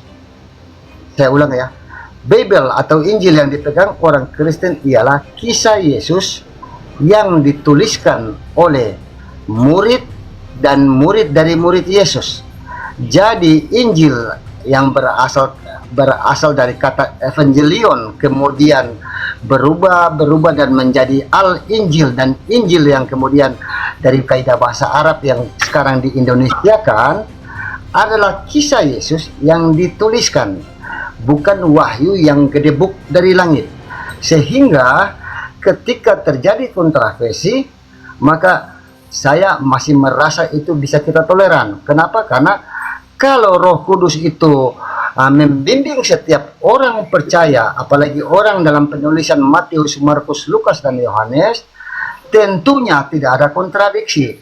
Oke, intinya Injil, Al-Injil, kabar baik adalah penulis. Mohon maaf, Bang. Penulis. Ini bukan itu yang saya tanyakan. Yang saya tanyakan, siapakah penulis Kodeks Sinaiticus yang mengumpulkan Bible itu, surat-surat itu di abad keempat, itu siapa itu? Penulisnya itu siapa? Oke, saya tidak akan mengada apa yang saya tidak tahu. Jadi kodeks seperti yang Anda bawakan itu ilmiah, dan saya tidak punya jangkauan sampai ke situ, Ustadz, silakan. Oke, siap. Jadi kenapa saya tanyakan itu? Karena gini, Bang. Kalau sampai menulis Kodeks Sinaiticus itu tidak diketahui, Bang, bahkan kredibilitasnya kita gak tahu, maka bagaimana Abang bisa percaya dari Kejadian sampai Wahyu? Karena dari Kejadian sampai Wahyu itu terkumpul menjadi seperti itu kan sebab kodeks. Ya, sebab kodeks, ada kodeks-kodeks Sinaiticus, ada Vatikanus, ya, dan lain sebagainya itu. Nah, interupsi, jelaskan tentang makna kodeks Sinaiticus tadi yang Anda maksud, silakan. Oh gini, ini saya bukakan ya. Kodeks Sinaiticus itu semacam kumpulan manuskrip Bible yang menjadi satu yang sudah jadi. Nah, itu yang tua Sinaiticus ya. Salah satunya adalah Sinaiticus. Ini, Bang ya. Ini, Bang.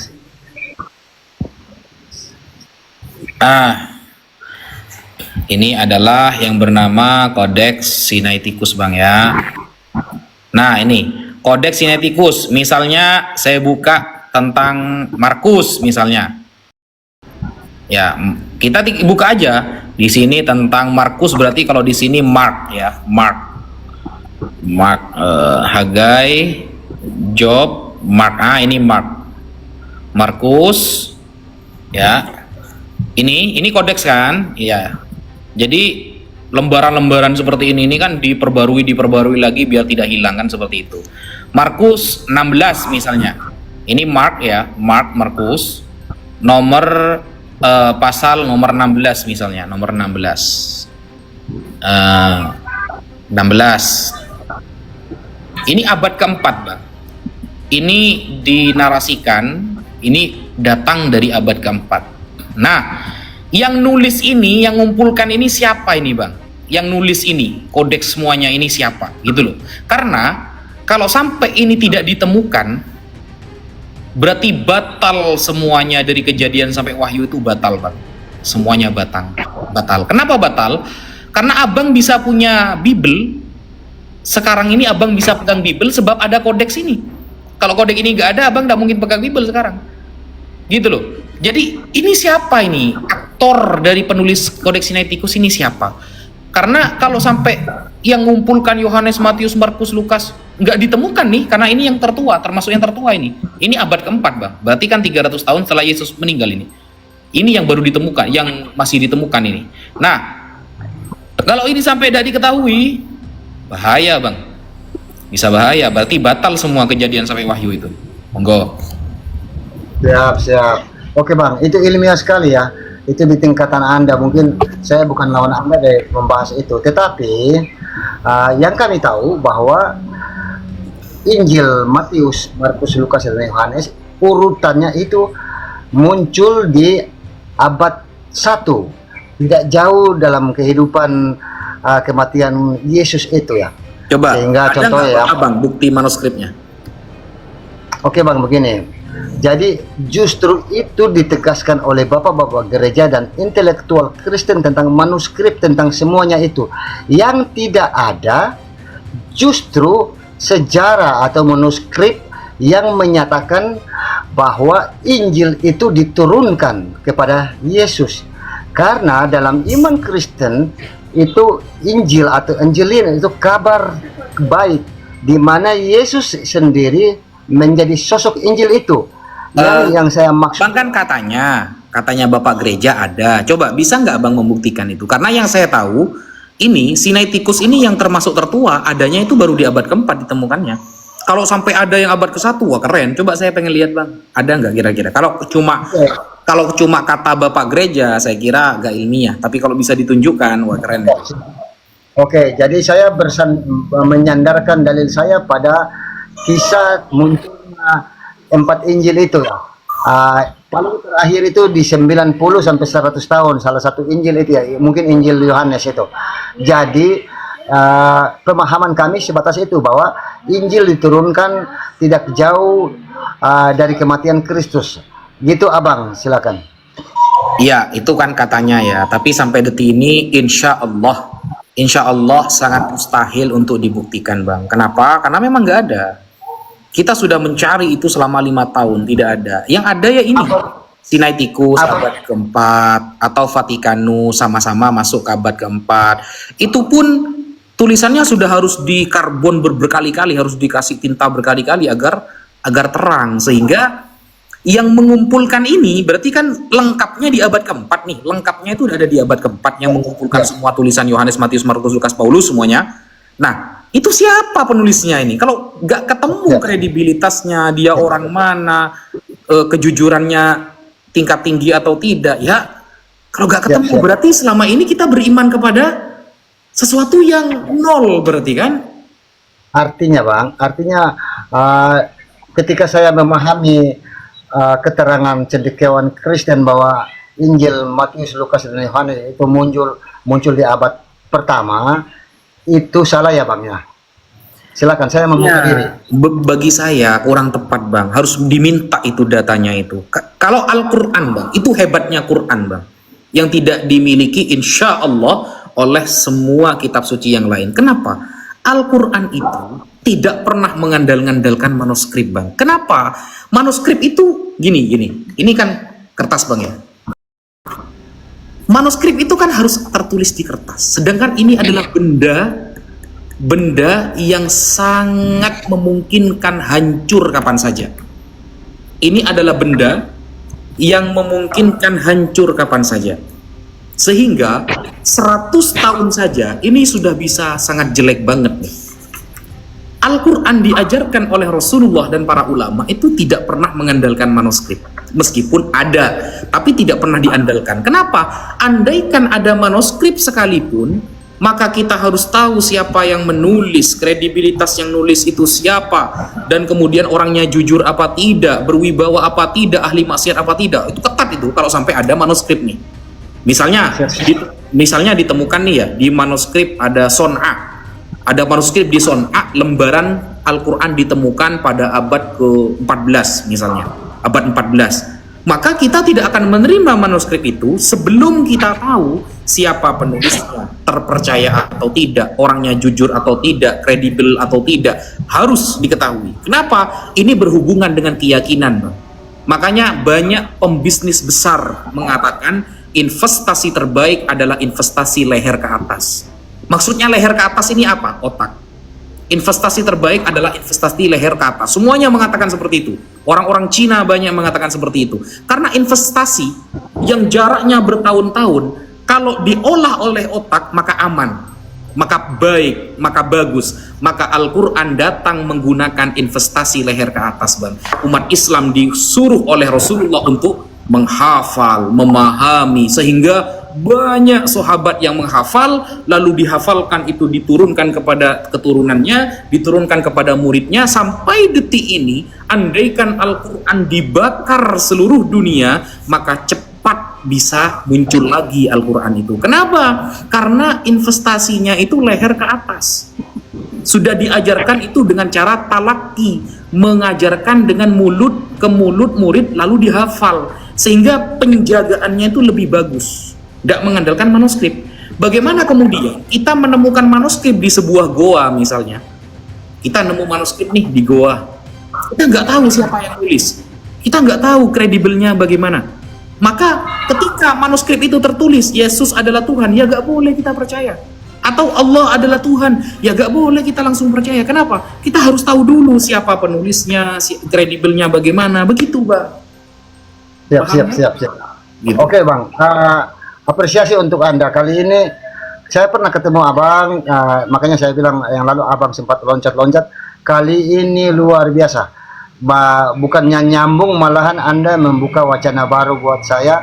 Saya mohon maaf ya, Uni Rifa ya. Uni mungkin agak sedikit waktu lagi Uni. Mungkin Uni udah penasaran, banyak diam. Lanjut. No. It's okay, lanjut.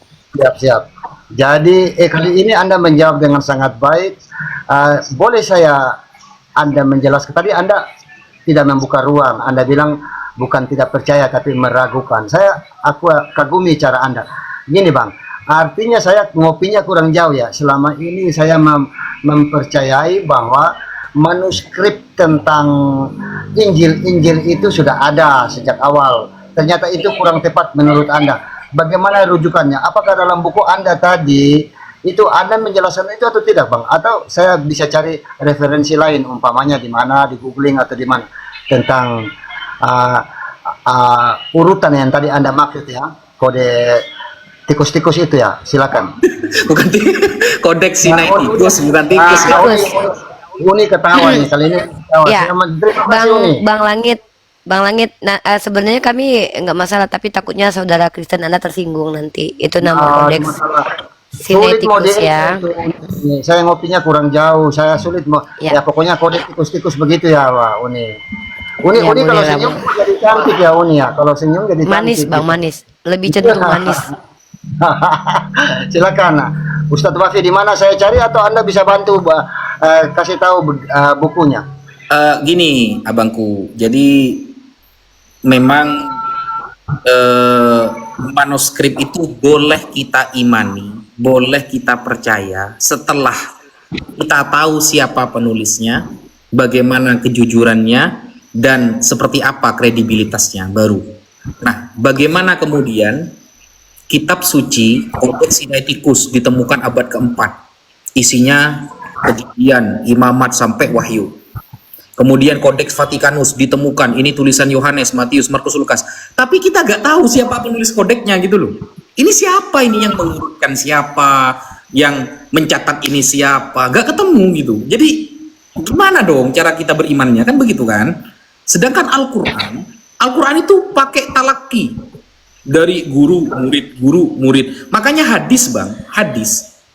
Ini saya kasih tahu hadisnya. Saya kasih tahu hadis. Jago nih Ustadz ini, luar biasa, pantas nih ya Uni ya. Katanya di kepalanya Ustadz Wafi itu ada Quran ya Uni ya.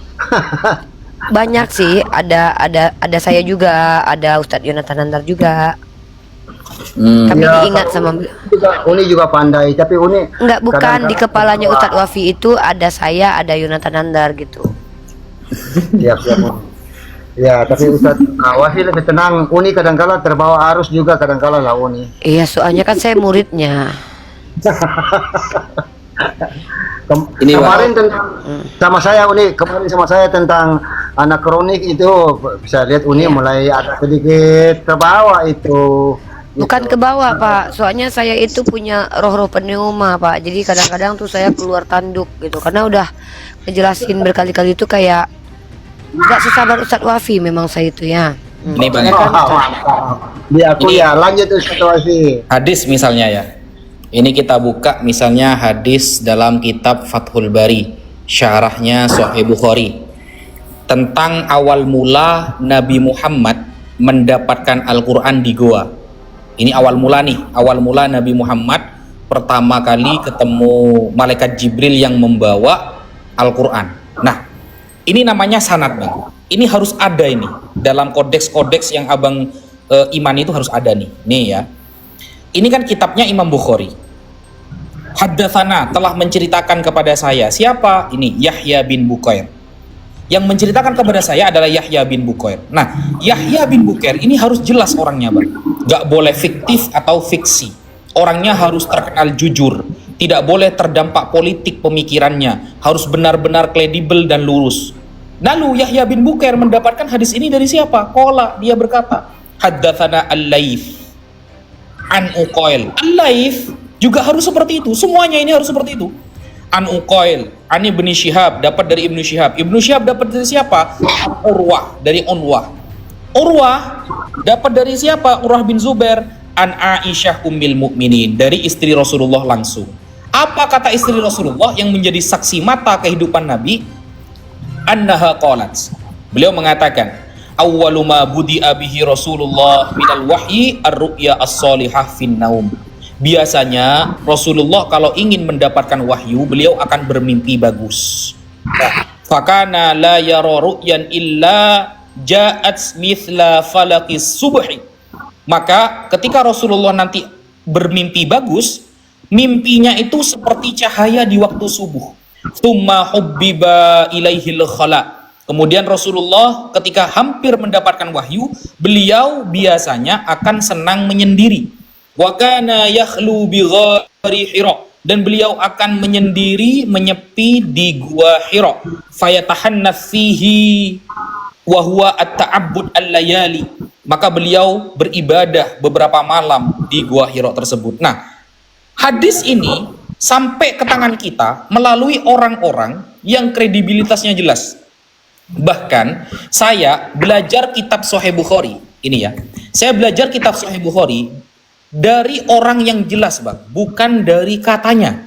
Tapi dari guru-guru yang benar-benar mereka itu hafal, bukan hafal, benar-benar mahir ya tabahar di dalam kitab Sahih Bukhari. Saya kasih contoh ya. Saya belajar hadis Sahih Bukhari kepada siapa? Nah, ini. Saya kasih contoh nih ya. Nih, ya. Ada kitab At-Tali'us Sa'id Al-Muntakhab minal Musalsalat wal Asanid, tentang sanad-sanad keilmuan, yang ditulis oleh seorang doktor profesor terkenal di daerah Mekah, namanya As-Sayyid Muhammad bin Alawi Al-Maliki Al-Hasani. Nah, saya belajar kitab Sahih Bukhari ya, itu dari guru-guru, dari orang-orang. Ini ya. Ini Sahih Bukhari misalnya, saya akan baca Sahih Bukhari ini. Saya buku ini belajar kepada seorang ustadz. Ya, Lalu ustadz saya belajar kepada pengarang kitab ini. Pengarang kitab ini mengatakan yaqulu Muhammad bin As-Sayyid Al-Alawi Al-Maliki Al-Hasani, ya, ini dia meriwayatkan an walidi dari an walidi, saya meriwayatkannya dari ayahku, orang tuaku, walidi, namanya As-Sayyid Alawi karena namanya Sayyid Muhammad bin Alawi. Jadi Sayyid Muhammad belajar Sahih Bukhari, belajar kitab ini ya langsung dari ayahnya. Dan Sayyid Muhammad punya murid dan muridnya itu adalah guru saya langsung. Tentang qiraah wa ijazah bil Masjidil Haram. Dia memberikan bacaan kitab Sahih Bukhari ini tempatnya di Masjidil Haram. Dan saya juga meriwayatkan dari guru namanya Hasan Al-Masyad bil Masjidil Haram. Diqiraahkan, dibacakan kitabnya dan diberi ijazah. Nah, terus ini an syaikhi sampai pengarang kitabnya. Dari pengarang kitabnya meriwayatkan hadis tadi. Dari pengarang kitabnya ini meriwayatkan hadis. Jadi saya menyampaikan hadis barusan itu langsung sambung kepada Sayyidah Aisyah radhiyallahu anha. Langsung sambung kepada Sayyidah Aisyah ini ya. Jadi ketika guru saya ini memiliki sanad sampai kepada ini, pengabarannya tentang hadis ini, maka Imam Bukhari sebagai pengarang hadisnya mendapatkannya dari Yahya bin Bukair. Yahya bin Bukair dapat dari Laits dapat dari Uqail dari Ibnu Syihab dari Urwah bin Zubair dari Aisyah Ummul Mukminin. Saya baca satu hadis saja bisa saya sebutkan sanadnya dari saya sampai kepada Rasulullah sallallahu alaihi wasallam. Wow, sedetail itu Ustadz ya. Itu yang Anda sebut sanad ya, berkesinambungan. Iya, jadi saya sekali baca hadis, saya bisa menyebutkan saya hadis ini dapat dari guru saya sampai kepada Rasulullah Sallallahu Alaihi Wasallam. Begitu. Oke. Sebelum saya tanggapi sedikit, saya perlu tanggapi tipping di bawah ya. Langit sudah tertarik ya sama Islam. Jadi begini, saudara-saudaraku yang di bawah ya. Justru kita tidak mentok pada pengetahuan kita yang detik ini ya. Ketika wacana baru dibuka dan itu masuk akal, kenapa? Why not? Kenapa tidak ya? Kita jadikan itu sebagai referensi untuk menambah wawasan kita. Itu yang saya maksud. Kemudian Ustadz Wafi juga menjelaskan dengan sangat baik bahwa sesuatu yang harus kita imani, harus kita pegang, harus jelas asal usulnya. Itu yang disebut sanad. Begitu ya Ustadz ya? Iya. Nah, sebelum saya lanjut kalau diizinkan, insya Allah ya, saya pakai bahasa Islam yang udah familiar. Insya Allah kalau saya punya anak, saya tiba-tiba ingat kalau saya kasih nama Wafi supaya dia jadi apologet Kristen yang ngafal Quran. Waduh, jangan ada Wafi Yesus. Jangan. Nah, jangan. Jadi nama Wafi penyembah Yesus. Saya makan Wafi. Aduh. Wafi bin langit. Malah dia bicara Yeshua Masih my Lord and my God. Aduh. Bahaya ini. Namanya cuma harapan, tapi dia sepintar-pintarnya dia kayak Ustadz Wafi. Ya mudah-mudahan anaknya Islam malah lebih daripada Ustadz Wafi ilmunya. Dia membela Allah dan membela Rasulullah insyaallah. Amin. Assalamualaikum Ustadz Unirisa. Waalaikumsalam Bunda Mila. Oh Bunda Mila yang terkenal ini ya. Iya Bunda, salam ya Bunda. Iya. Sebelum anaknya Anda dulu udah Islam, saya yakin itu. Saya punya feeling nih, makanya saya nimbrung. Siap. Bunda selalu lewat di beranda saya. Gitu Bunda. Jadi alhamdulillah. Saya Ustadz Wafi ya. Tapi ya, nanti Bunda ambil bagiannya. Gini Ustadz Wafi. Saya justru ketika mendengar komentar terhadap Anda sampai kepada guru-guru Anda yang pernah Anda narasikan itu, sekarang seolah-olah Anda itu banyak ya berguru karena kelihatan Anda membela sekali para habaib dari Yaman ya, begitu Ustadz. Sedangkan banyak penolakan terhadap mereka. Bagaimana Anda menanggapi itu? Ya seperti itu. Jadi jawaban saya akan tetap seperti tadi, Pak. Saya akan membela siapapun yang sesuai dengan apa yang disampaikan oleh para ulama. Jadi kan gini Pak, kita kan kalau sakit gigi datangnya ke dokter gigi kan, bukan ke dokter tukang tambal ban kan nggak mungkin. Kalau mobil kita rusak ya datangnya ke tukang tambal ban. Kenapa? Dia yang ahli. Kalau sakit gigi, datanya ke dokter gigi. Maka ketika saya bertanya tentang agama, saya bertanya kepada ahlinya siapa? Para ulama. Nah, para ulama semuanya itu membela A, maka saya juga akan membela A. Tapi saya cek dulu nanti, ini ada sanadnya nggak pendapat ini? Bisa dipertanggungjawabkan nggak secara ilmiah? Maka selagi itu bisa dipertanggungjawabkan secara ilmiah dan tidak berlawanan dengan logika, maka akan saya bela. Begitu, Pak. Siap Bang. Walaupun pernah Abang lewat di beranda Abang framing itu tentang ente produk dalam negeri kayak apa celengan semar. Iya pernah lewat ya Ustaz ya. Pernah lewat ya. Iya. Bagaimana Anda mensikapinya? Gini Pak, Yesus, Nabi Muhammad dan orang-orang terdahulu, Nabi Musa, ketika dihina pribadinya, mereka itu nggak ngefek. Tapi ketika yang dihina adalah agamanya, ketika yang dihina adalah Tuhannya, ketika yang dihina adalah orang-orang yang dimuliakan, maka saat itu kita pasang badan untuk menyampaikan kebenaran. Begitu Pak. Siap. Oke Ustadz, terima kasih. Tapi saya belum turun, saya masih suka di atas karena ada Bunda Mila. Saya persilakan. Tetapi tanggapan terakhir bagaimana Ustadz? Saya lihat Unirifa kadangkala terbawa dalam artinya kurang pandai mengontrol emosi sehingga Bunda Unirifa kadangkala terbawa. Nah, bagaimana menurut Ustadz Wafi tentang sikap Unirifa ini? Begini, sepertinya sejauh ini Abang Langit bertemu Unirifa ketika datang bulan sepertinya. Karena sekarang beliau lagi suci, makanya sabar. Kalau ketika datang bulan, insya Allah Abang akan mengetahui Unirifa dari sisi yang lain. Sama seperti Bunda Mila. Bunda Mila ini sabar itu ada tanggal-tanggalnya. Ada tanggal seminggu itu beliau itu diomongin aja gak nyambung, marah-marah. Itu berarti ketika datang bulan Bang, begitu. Siap. Saya persilakan Bunda Mila. Kalau saya turun kadang-kala langsung hilang carinya. Carinya lama. Jadi saya follow saya dulu dong, follow. Iya Bunda Mila. Silakan Bunda Mila. Sebentar.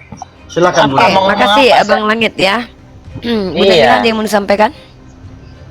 Tidak ada. Saya mau nyimak dulu. Saya minta di follow aja nih, banyak akun baru nih, akun kecil. Ya silakan di follow akunnya Bunda Mila teman-teman ya. Kita sapa ada tamu di sini Ali 170. Brother buka mic-nya, coba perkenalkan diri Anda, agamanya apa, silakan.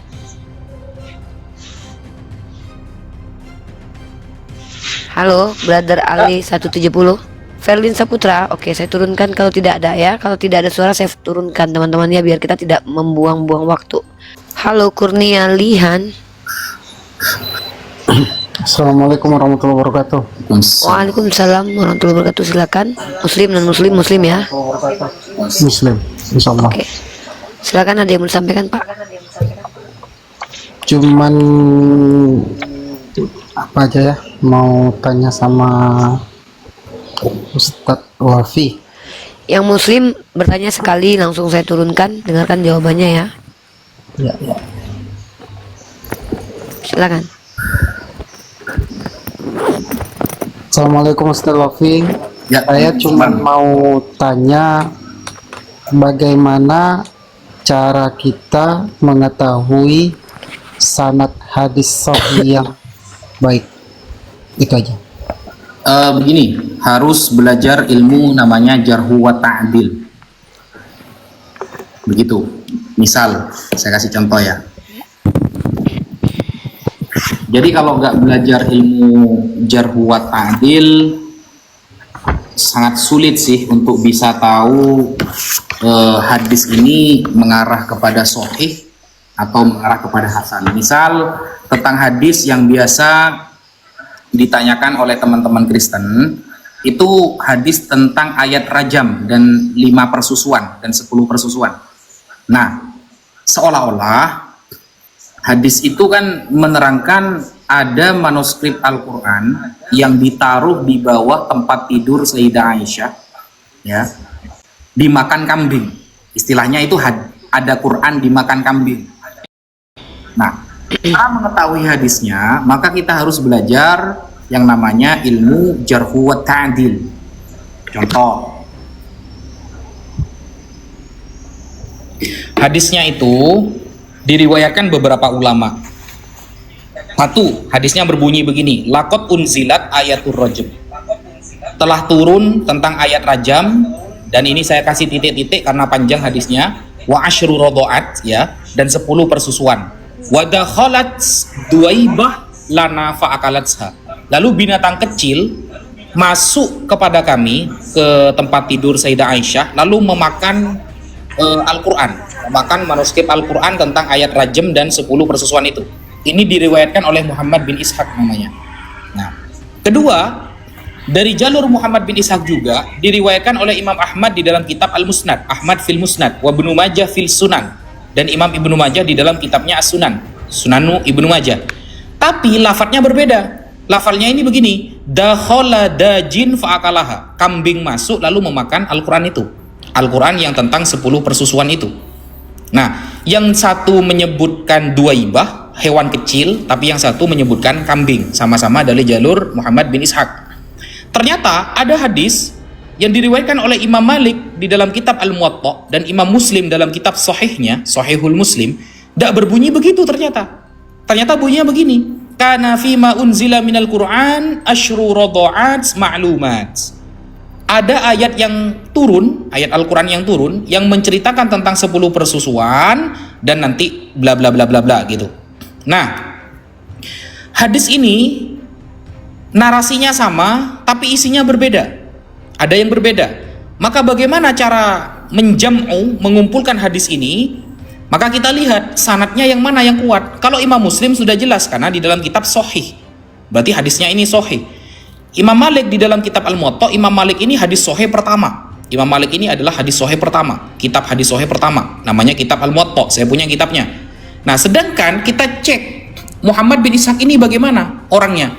Ya, kita cek ya, kritik terhadap rawi yang bernama Muhammad bin Ishaq. Ternyata Muhammad bin Ishaq ini bermasalah, yang mengatakan Al-Quran dimakan kambing itu bermasalah. Qala Ayyub bin Ishaq, sa'altu Ahmad bin Hanbal. Ayyub bin Ishaq mengatakan, aku bertanya kepada Ahmad bin Hanbal, fakultu, ya Aba Abdillah, wahai Imam Ahmad bin Hanbal, sebutannya Aba Abdillah kunyahnya. Ibnu Ishaq idza tafarrada bihaditsin takbaluhu. Kalau Ibnu Ishaq ini meriwayatkan hadis sendirian, apakah kamu akan menerimanya? Maka apa jawaban Imam Ahmad? Imam Ahmad ini hafal ratusan ribu hadis ya. Qala la, oh tidak. Wallahi inni ra'aituhu yuhadditsu an jama'atin bil haditsil wahid wa la yufassilu kalaman dza min dza. Demi Allah, aku telah menyaksikan Muhammad bin Ishaq pernah meriwayatkan hadis dari seorang jamaah, dari sekelompok jamaah, dengan hadis yang hanya satu jalur, tapi dia tidak menerangkan secara maksimal. Nah, Yahya bin Ma'in juga menerangkan bahwa Muhammad bin Ishaq adalah orang yang dhaif.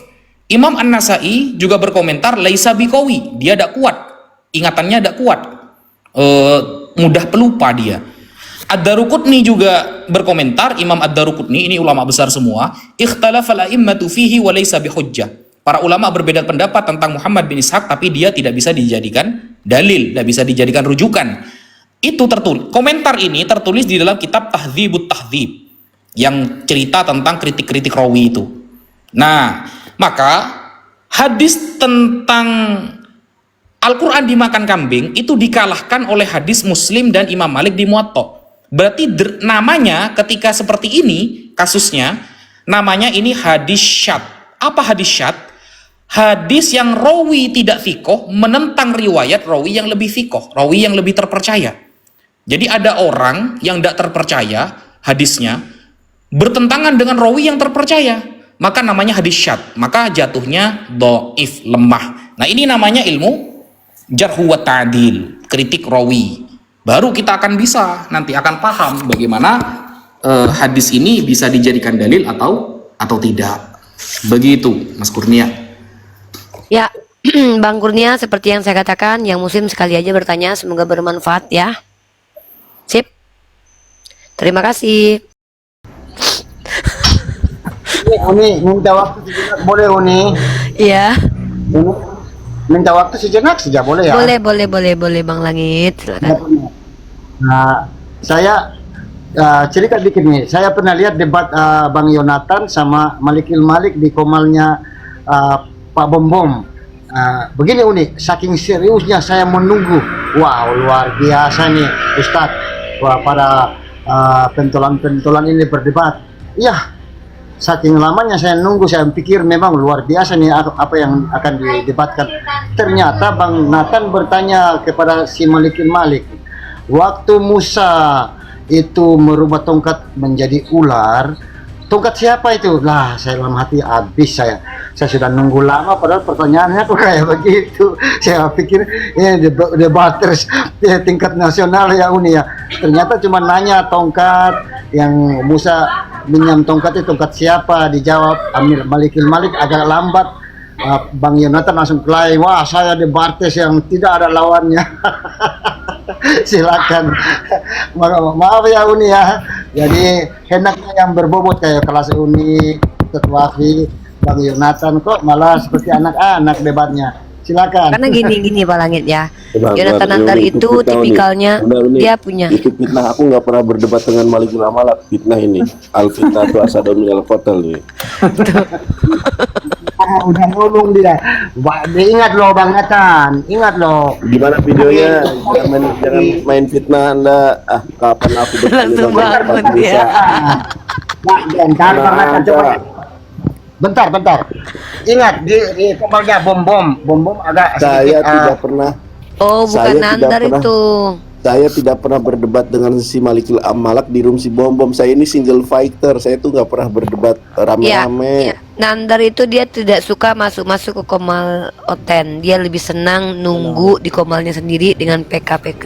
Lah, Bang Nathan 100% saya ikuti lama sekali itu Bang. Udahlah kita Tunjukkan videonya. Malikil Amalak nggak akan masuk ke room bom Bang, karena dia beda denom. Beda denom. Ya, Jadi gini Pak, banyak akun-akun yang mengatasnamakan saya, Ustadz Wafi, Bang Juma, itu Saya. bukan saya. Iya, Tapi itu suara kadang itu suara Bang Nathan itu orang saya Bang Bang Juma Langit ada orang yang dituduh tidak mengakui. Nah, untuk membuktikan apa yang Anda sampaikan itu benar, Anda harus membawakan data dan fakta. Ya, Karena tunjukkan yang videonya. Anda katakan tidak menerima gitu loh. Dan bahkan kita bisa mengidentifikasi bagaimana mungkin Malikil Amalak duduk dengan Yonatan Nandar di Komal Bom Bom, di mana mereka tuh versus mereka itu. Bom Bom dan Herdi itu bukan orang yang satu denom, mereka tuh saling baku hantam. ya, saya tahu. Jadi ketika mereka satu Oke, minta tempat, maaf. seperti mereka yang akan berdebat. Iya, ini Nathan yang mana nih? Nathan yang mohon maaf yang tunanetra atau yang saya? Atau Nathan, ada satu lagi namanya Nathan. Itu kaum Yang itu, Kristen Pak. kalangan Oneness. Ya, kalau ini monyong, kalau itu agak tunanetra gitu. Kalau ini Jadi tolong ya, jangan saya. Kalau saya itu sebagaimana Matius 7:37 dia katakan ya, tidak katakan tidak. Jadi kalau saya pernah berdebat di room Bom, pasti saya bilang, saya itu kalau sama Ustadz Wabi pernah, sama si Rudi pernah, bahas Yesus kawin pernah. Tapi kalau sama si Herdi di room si Bom kapan itu? Dan ini Bang ada suara. Yonatan yang viral-viral ini. Oke, minta maaf ya Bang Yonatan, tapi salah saya ya. Salah serius lah, sekali. mana ada aku debat sama si Herdi di room si Bom ngawur ah. Jangan Justru gitu Pak. yang debat sama Herdi itu saya dulu. Oh, iya gimana? Saya. Itu loh Bang, Amalak.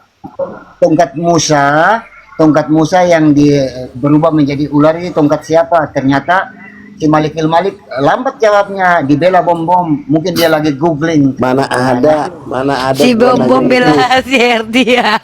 Nggak mungkin. Anda sudah memframing Minta dua maaf, orang. Bang. Yang pertama sabar ya. Si Herdi. Yang pertama Anda memframing si Herdi nggak bisa jawab. Yang kedua Anda memframing saya bertanya sesuatu yang nggak pernah saya tanyakan. Saya itu nggak pernah bertanya hal-hal yang seperti itu. Saya itu paling bertanya begini. Di mana Musa menyembah Roh Kudus? Tunjukkan ayatnya. Ada tertulis Roh Kudus dalam Torah. Itu sering saya tanyakan. Ini masa nanya tongkat Musa? Maaf ya, saya salah ingat ya. Ya salah lah. Ah, ngawur Ya. ini. Siap. Lanjut, saya mute lagi. Sorry. Saya cari nanti apa nama akunnya ya. Siap.